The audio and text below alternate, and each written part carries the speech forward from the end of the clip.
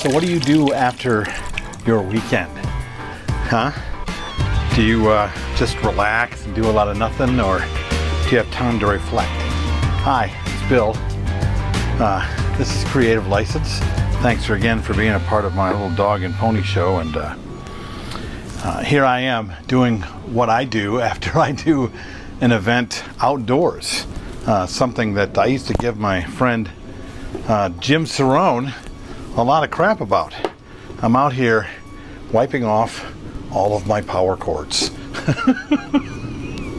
Yeah, Jim gets a lot of crap for being like the neatest, cleanest DJ in the history of the world. But there's a lot to be said for keeping your stuff neat and clean. And it's been a while since I've been a part of any of these. It's been a while since I've, done any outdoor weddings, and this was an outdoor wedding in a barn, in a new barn, in a really dusty part of a farm during a drought in Wisconsin. So when I got back, all of my cables and all of my gear were filled with dust and grime and grit. So here I am, cleaning up, wrapping up, thinking about my friend Jim Cerrone. Jim Cerrone, the perfect host. You've heard of him, right? You should look him up. He is on Facebook if you're not already friends with him.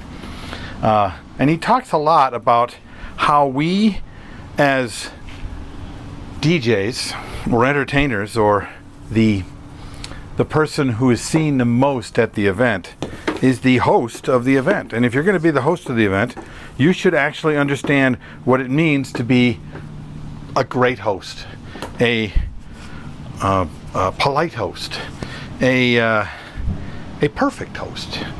If you're the host of the event, you are responsible for the event, right? Here, I can see. You're responsible for how your cords look and how clean they are. You are responsible for everything that goes on. So if you take on that responsibility of that, what are you willing to do? How are you willing to be? How good are you willing to get at your job so that when you do your job for people, it is perfect, right? The perfect host takes on the responsibility of the speeches, takes on the responsibility of the layout, takes on the responsibility of how things look, and how what he does and what other people do in the event are affected, and how they affect the event and the next thing to happen. Jim's a really smart guy, and he will tell you the same thing. He's been thinking about this for years, and honestly thought that most people thought about this for years. How would you host the event if you were in charge? Now, I can hear some of you out there thinking to yourselves, yeah, but I'm not in charge. The bride and groom are in charge.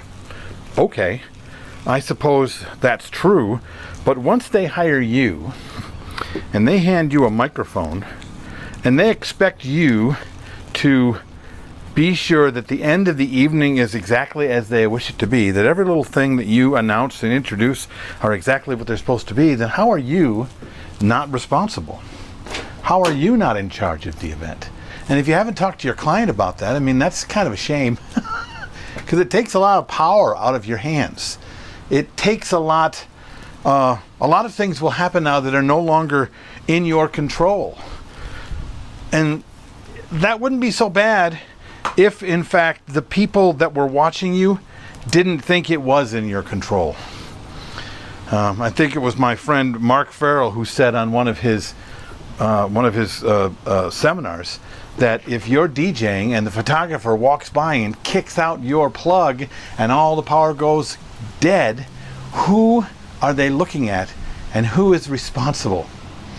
Every little thing happens in an event, you're responsible. Somebody finds keys, you're responsible. Somebody finds a phone, you're responsible. The wrong song gets played by mistake, you're responsible.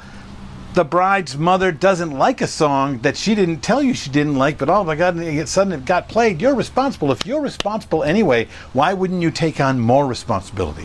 Why wouldn't you take on being the perfect host? You want to know more about Jim? You should check him out. The Perfect Host. You can go to theperfecthost.com, or you can look him up. Jim Cerrone on Facebook. He's an easy guy to get a hold of. And if you ever get a chance to reach out to him and talk to him and or see him speak, you will be very, very happy. That's what I got to say today. This is Bill. This is Creative License, and I'll see you next time. Bye.